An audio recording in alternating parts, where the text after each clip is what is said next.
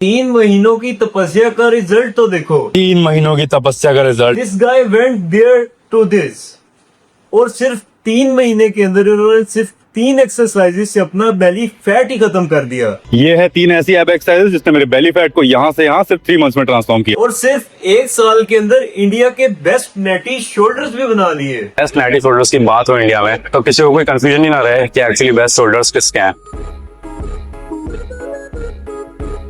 अब by the way इनका गोल तो सुनो। हमारे इस सीरीज का गोल था एक ऐसी फिजिक बनाना जिसको लोग नॉट नेटी बोले। तो ये कहाँ है नेचुरल? आपकी बॉडी में लिया हुआ माल साफ नजर आता है bro. Now just tell me, जो लड़का 3 महीने पहले कुछ ऐसा दिख रहा हो और फिर 3 महीने के बाद कुछ ऐसा हो जाए, वो अपने आप को नेचुरल कैसे कह सकता है? Come on bro, look at this before and after shot. ये कहाँ से नेचुरल है भाई? तरुण गिल साहब की माल लेने वाली बॉडी भी इन जैसी नहीं लगती जैसी बॉडी इन्होंने 3 महीने में बना ली। बाय द वे ये उस टाइम का क्लिप है जब तरुण गिल साहब अपने शेरू क्लासिक के लिए प्रेप कर रहे थे।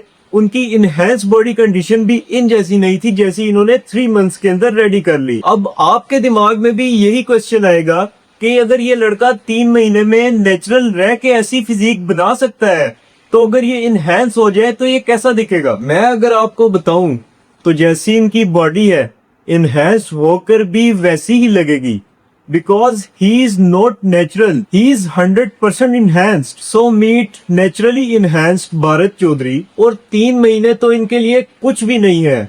He can even transform his body in only 10 days. Mark my words. By the way, brother, I mark your words. अब आप सोचोगे कि इनकी ऐसी क्या मजबूरी हो गई कि इन्होंने सिर्फ 10 डेज के अंदर अपनी बॉडी को ट्रांसफॉर्म करने का चैलेंज ले लिया। मजबूरी नहीं, ये है चिकन पॉक्स। ये है चिकन पॉक्स। ना काम कर सकता हूँ ना खा सकता हूँ क्योंकि गले में भी ब्लिस्टर्स हो गए। 5 किलो वेट डाउन हो चुका है, ऐसा लगता है कभी जिम नहीं गया। और ये है इनहेंस होने की निशानी, जिसमें ये खुद कह रहे हैं ना मैं खा सकता हूँ और ना मैं जिम कर सकता हूँ। और इनका वेट भी 5 किलो तक कम हो गया था। लेकिन after recovering from chicken pox 10 दिन में मैं ऐसी फिजिक बनाऊंगा जो मेरी पहले भी नहीं थी। के अंदर दोबारा रिट्रेन कर लूंगा। How that could be possible? ये सुना ना आपने? इतना confidence after chicken pox. Why brother?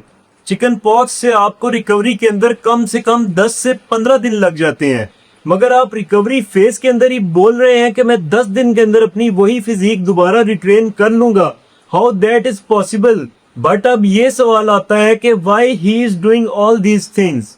10 दिनों में ऐसी ट्रांसफॉर्मेशन, क्या प्रेशर होगा इनके ऊपर? Actually there is no pressure on him.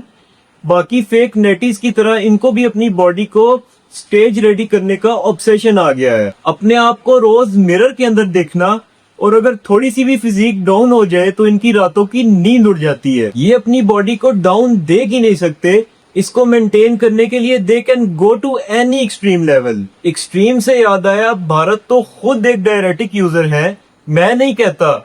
ये इनकी वीडियो देखो जरा। अब देखो, हर गोली स्टेरॉइड्स नहीं होती। ये है एक डायरेटिक जिसका काम है बॉडी से एक्सेस पानी निकालना, जिससे हमारी फिजिक श्रेडेड और ड्राई दिखे। डायरेटिक्स जिनको जिम के अंदर वाटर पिल भी कहा जाता है, ये बेसिकली हर फेक नेटी का फेवरेट ड्रग है।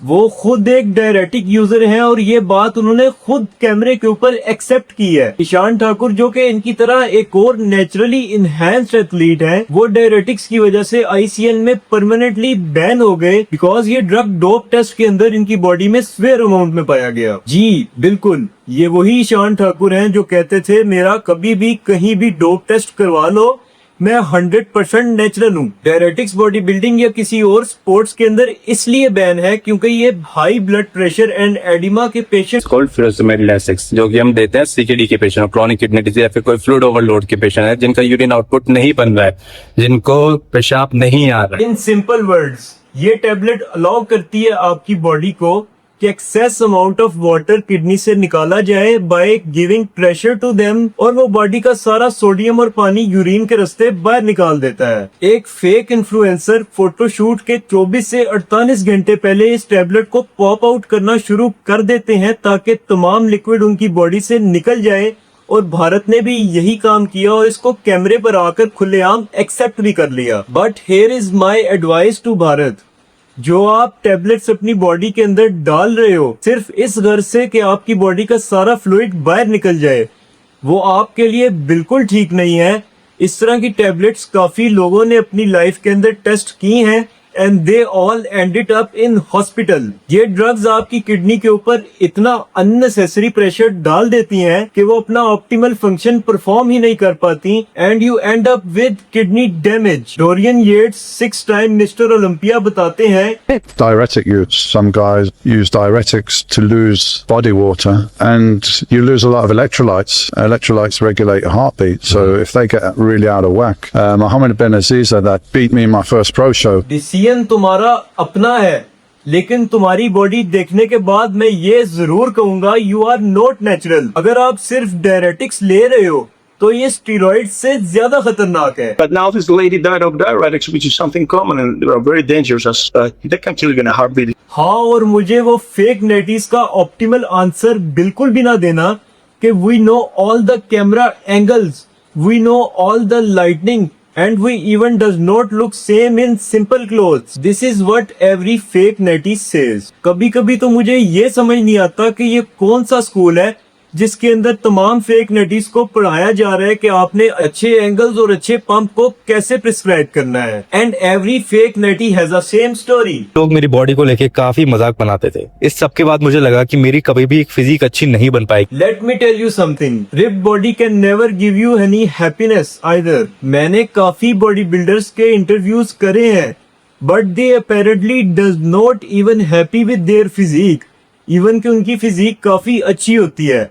और कुछ लोग मैंने ऐसे देखे हैं कि जो कि बहुत मोटे होते हैं, लेकिन they are just happy with their physique. अब मैं ये नहीं कह रहा कि you should also put on weight, सिर्फ और सिर्फ एक गोल्डन रूल याद रखें, stay fit, stay healthy, be natural, keep pushing and keep grinding.